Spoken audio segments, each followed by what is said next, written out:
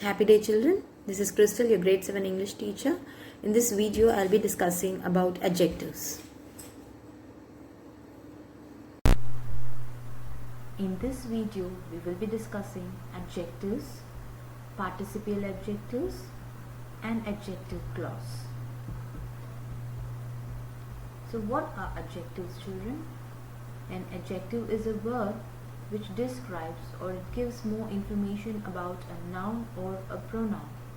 Example, beautiful flower, big house. So which is the adjective in these examples? Beautiful and big. It comes before a noun and it describes the noun. An adjective can also come after a noun. Example, the children are happy. So which is the adjective here? Happy. The crab has sharp claws. Which is the adjective here? Sharp. So an adjective can either come before a noun or it can come after a noun. So what is an adjective, children?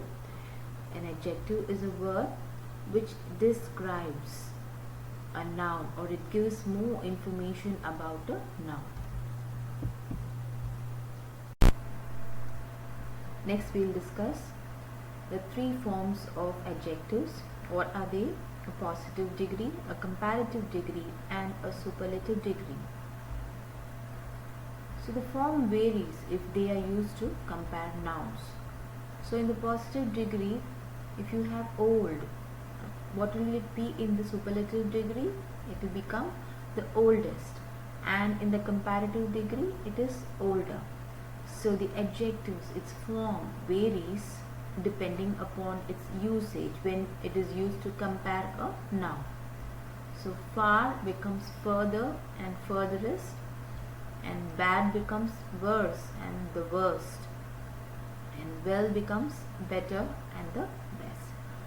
So the form varies depending upon its usage when it is used to compare nouns. Next, let us discuss the forms of verbs.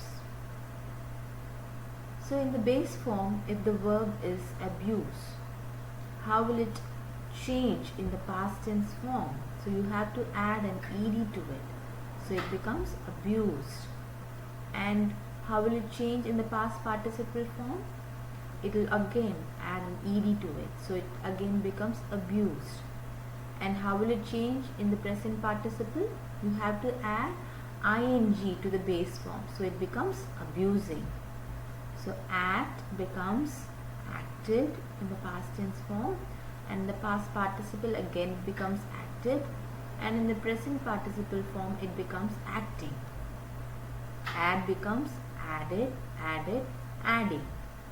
Admire becomes admired, admired, admiring.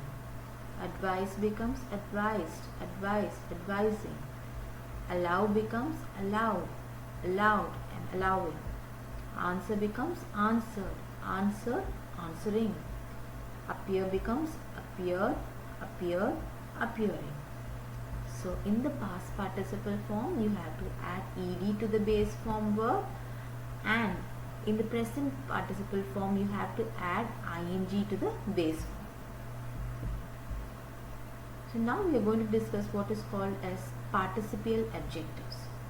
So participles that do the work of an adjective is called as a participial adjective. So I told you that if you add ed to the base form, it is a past participle form, and if you add ing to the base form verb, it becomes the present participle. So look at the example. She is exhausted. So this sentence, in this sentence, exhausted is in the past participle form, and look at this example. This movie is amazing. So amazing is the present participle form. So if you are adding ed to the base form verb, it becomes the past participle, and if you are adding ing to the base form, it becomes the present participle. So it just does the work of an adjective. So it is called as the participial adjective. Next, let us discuss what is a clause. A clause is nothing but a group of words. It has a subject and a verb combination, and it has a complete meaning by itself. Now look at the example. He plays cricket regularly. So in this sentence, it has a subject, he, and a verb, plays. And what is the rule for a clause? It should have a subject and a verb combination. So it has a subject and a verb. So it is a clause. And does the sentence give a complete thought or a meaning? Yes, definitely.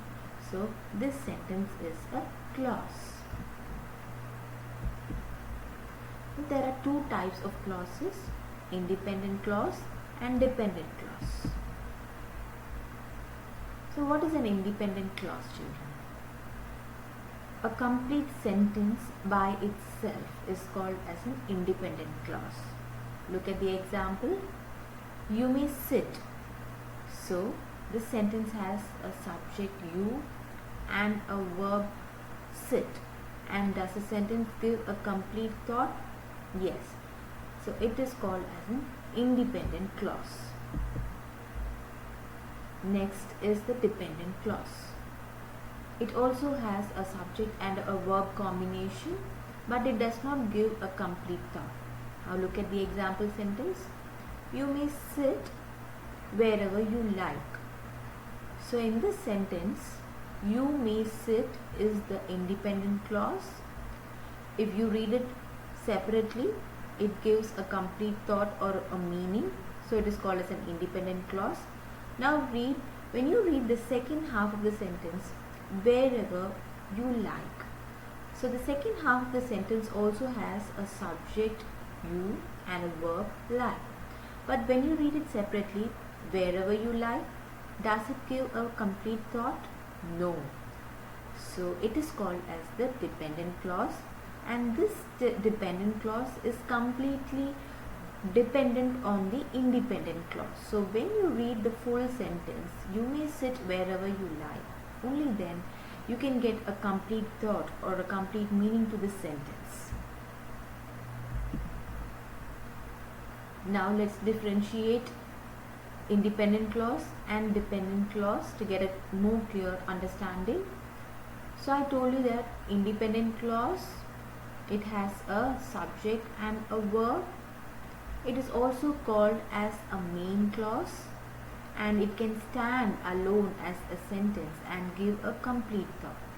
Now look at the example. I saw a man. So this half part of the sentence is an independent clause. I is the subject, saw is the verb. So this part of the sentence is called as an independent clause. It has a subject and a verb, and it can stand alone and give a complete thought or a meaning.